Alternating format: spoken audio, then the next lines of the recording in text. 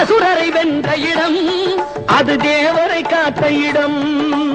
ஆவணி மாசையிலும் வரும் ஐப்பசி திங்களிலும் அன்பர் திருநாள் காணும் இடம், அன்பர் திருநாள் காணும் இடம்.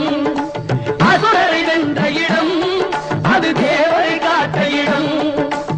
ஆவணி மாசையிலும் வரும் ஐப்பசி திங்களிலும் அன்பர் திருநாள் காணும் இடம், அன்பர் திருநாள் காணும் இடம்.